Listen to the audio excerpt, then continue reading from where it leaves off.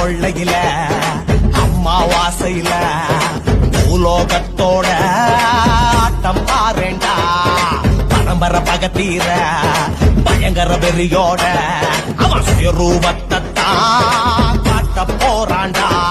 இவன் நரம்ப புரிச்சு எடுப்பான், அது எலும்ப புரிச்சு உடப்பான், அவன் கொடல புருவி கிழிப்பான், ரத்த குழம்ப புரிஞ்சு குடிப்பான். இது பழி வாங்கும் அசான கொள்ளையில அம்மாவாசையில பூலோகத்தோட